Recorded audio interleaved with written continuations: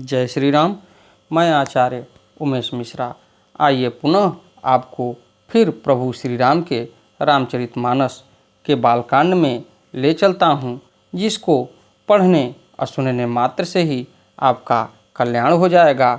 तो उसके पहले हम आपको पिछली वीडियो में बाल के वध के बारे में बताया था कि प्रभु श्री राम ने कैसे बाल का वध किया और बाल किस तरीके से प्रभु श्री राम को पहचाना। तो देखा जाए तो बाली एक बहुत वीर और पराक्रमी योद्धा था और तमाम देवताओं द्वारा उसे बहुत प्रकार के बल और वरदान भी प्राप्त थे। इसके पश्चात बाली को अपने मृत्यु का भय तो नहीं था, लेकिन भय था तो सिर्फ इस चीज़ का कि प्रभु श्री राम ने आखिर हमको छिप के क्यों मारे। इस चीज़ को अगर देखा जाए तो प्रभु श्री राम के मन में ये भी विचार आया कि बाली कुछ अपने मन में इस प्रकार की बातें सोच रहा है और अंतिम समय में बाली ये समझ गया कि प्रभु श्री राम जो त्रेता युग में मानव के रूप में जन्म लिए हैं, ये भगवान हरि ही हैं।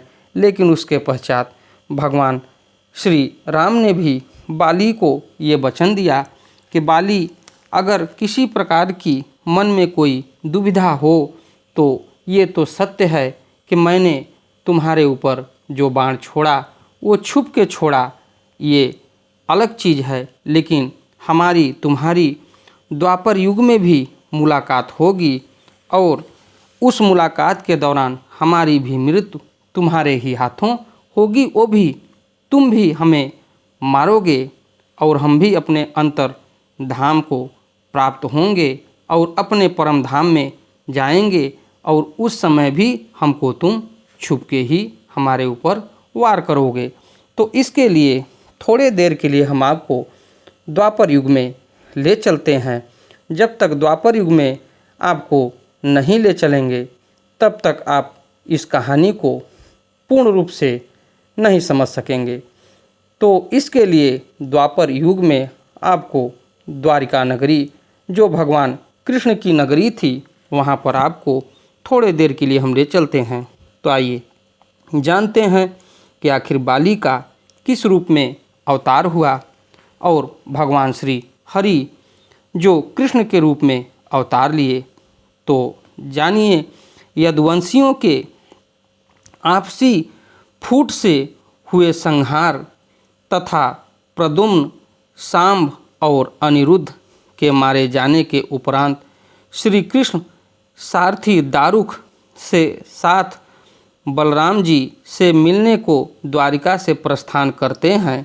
मिली जानकारी के अनुसार अगर देखा जाए तो भगवान कृष्ण सारथी दारुक जब वन के आखिरी छोर पर सागर तट के किनारे बैठे बलराम जी को देखते हैं तो उनके पास जा रहे होते हैं कि तभी बलराम जी के मुख से विशाल नाग निकलने लगता है, जिसके अनेकों सिर होते हैं और अनेकों मुख होते हैं।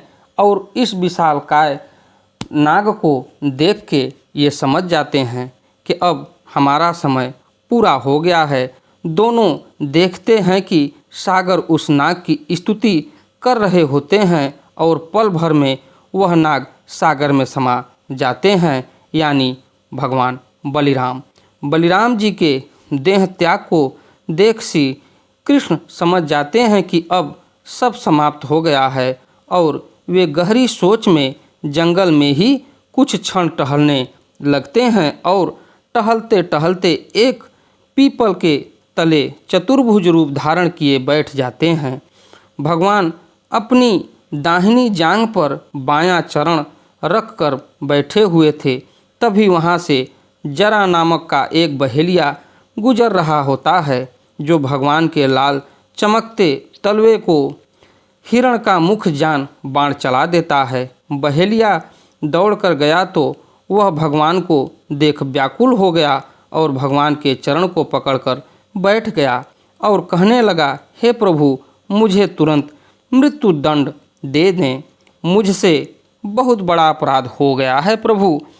तब भगवान श्री कृष्ण बोले, जरा तुम व्याकुल न हो, ये तो नियति थी, तुमने जो किया वो मेरी मर्जी ही थी। तभी श्री कृष्ण के सारथी दारुक वहाँ पहुँच जाते हैं।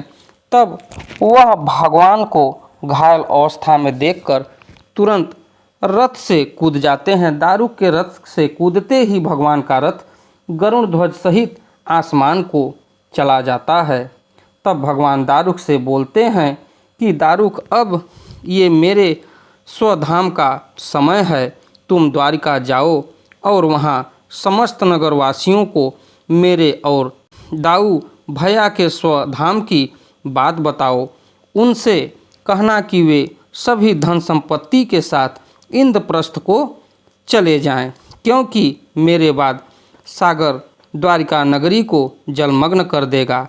इस प्रकार देखा जाए तो सागर द्वारिका नगरी को जलमग्न करने के उपरांत सभी लोग द्वारिका नगरी पहुंच जाते हैं और ये बात सुनने के बाद दारुक द्वारिका के लिए निकल जाता है। आकाश में समस्त देवी देवता भगवान के स्वधाम प्रस्थान को देखने एकत्र होकर फूलों की वर्षा कर रहे होते हैं, जिसे देख मुस्कुराते हुए भगवान हरि अपनी कमल नयन को बंद कर स्वधाम चले जाते हैं। दारुक द्वारिका पहुँच सभी को सारी व्यथा सुनाते हैं और सभी को लेकर इंद्रप्रस्थ के लिए रवाना हो जाते हैं।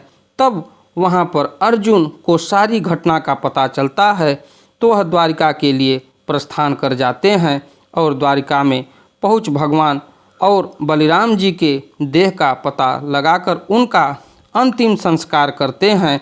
साथ ही अर्जुन समस्त मारे गए यदुवंशियों के अंतिम संस्कार का कार्य कर वापस लौट जाते हैं।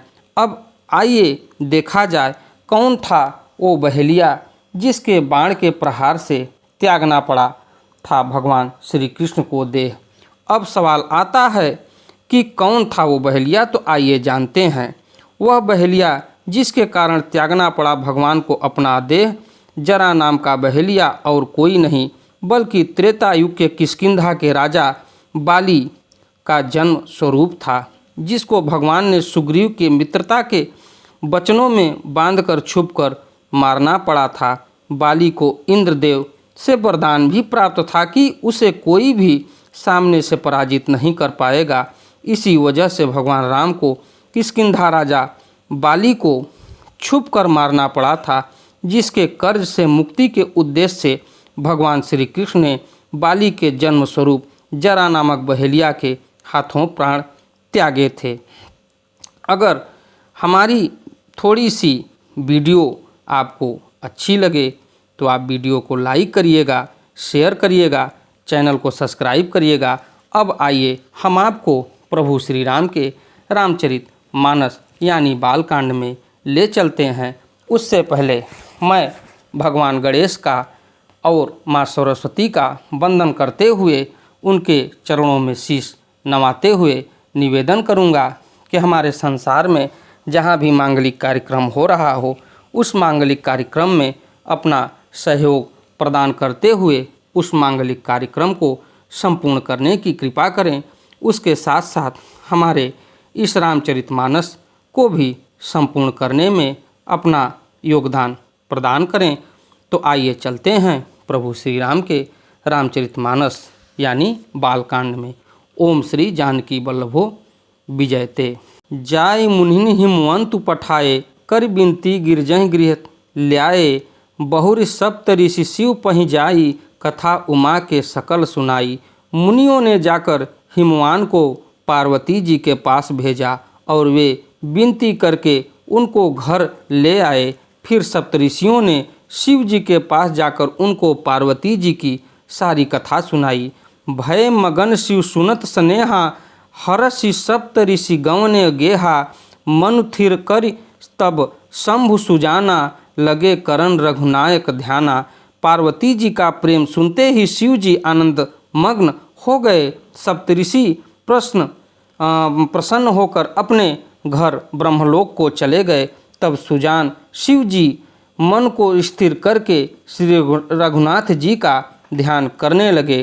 तारकु असुर भयउ तेहि काला, भुज प्रताप बल तेज विशाला, तेहि सब लोक लोकपति जीते, भय देव सुख संपत्ति रीते। उसी समय तारक नाम का असुर हुआ, जिसकी भुजाओं का बल प्रताप और तेज बहुत बड़ा था। उसने सब लोक और लोकपालों को जीत लिया। सब देवता सुख और संपत्ति से रहित हो गए। अजर अमर सो जीत न जाई, हारे सुर करी विविध लड़ाई। तब बिरंच सन जाई पुकारे, देखे विधि सब देव दुखारे।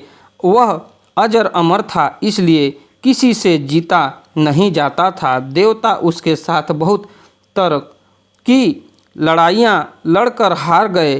तब उन्होंने ब्रह्मा जी के पास जाकर पुकार मचाई। ब्रह्मा जी ने सब देवताओं को दुखी देखा। सब सन कहा बुझाई विधि, दनुज निधन तब होय। शंभु शुक्र संभूत सुत, यही जीतई रन सोय।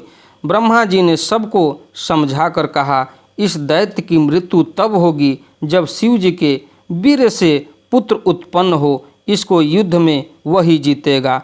मोर कहा सुनि करहु उपाई, होई ही ईश्वर करी ही सहाई। सती जो तज दक्ष मख देहा, जन्मी जाय हिमाचल गेहा।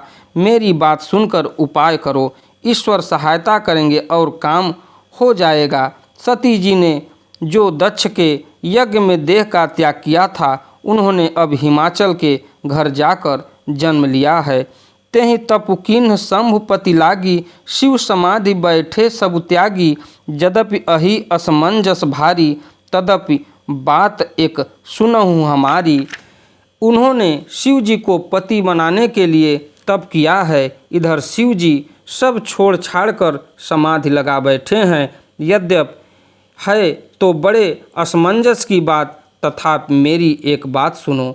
पठवहु काम जाय शिव पाही, करे क्षोभ शंकर मन माही। तब हम जाय शिवहि सिरनाई, करवावबु विवाह अबरी आई। तुम जाकर कामदेव को शिव जी के पास भेजो। वह शिव जी के मन में क्षोभ उत्पन्न करें, उनकी समाधि भंग करें। तब हम जाकर शिव जी के चरणों में सिर रख देंगे और जबरदस्ती उन्हें राजी करके विवाह करा देंगे। यही विधि भले ही देवहित होई, मत अति नीक कहै सब कोई।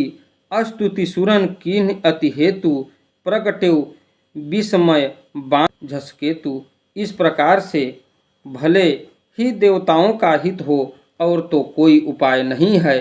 सब ने कहा यह सम्मति बहुत अच्छी है। फिर देवताओं ने बड़े प्रेम से स्तुति की। तब विषम 5 बाण धारण करने वाला और मछली के चिन्ह युक्त ध्वजा वाला कामदेव प्रकट हुआ। सुरन कही निज विपत्ति सब, सुनि मन कीन्ह विचार। शंभु विरोध न कुशल मोहि, बिहसि कहेउ असमार। देवताओं ने कामदेव से अपनी सारी विपत्ति कही। सुनकर कामदेव ने मन में विचार किया और हंसकर देवताओं से यूं कहा कि शिव जी के साथ विरोध करने में मेरी कुशल नहीं है। तदपि करब मैं काज तुम्हारा, श्रुति कह परम धर्म उपकारा। पर हित लागी तजय जो देही, संतत संत प्रशंसहि तेहि। तथापि मैं तुम्हारा काम तो करूँगा, क्योंकि वेद दूसरे के उपकार को परम धर्म कहते हैं। जो दूसरों के हित के लिए अपना शरीर त्याग देता है, संत सदा उसकी बड़ाई करते हैं। अस कहीं चले सबहि सिरुनाई, सुमन धनुष कर सहित सहाई। चलत मार अस हृदय विचारा, शिव विरोध ध्रुव मरनु हमारा। यों कह और सबको सिर नवाकर कामदेव अपने पुष्प के धनुष को हाथ में लेकर वसंतादि सहायकों के साथ चला। चलते समय कामदेव ने हृदय में ऐसा विचार किया कि शिव जी के साथ विरोध करने में से मेरा मरण निश्चित है। तब आपन प्रभाव विस्तारा, निज बस किन्ह सकल संसारा। को पेउ जबहि बारिचर केतु, क्षण महु मिटे सकल श्रुति सेतु।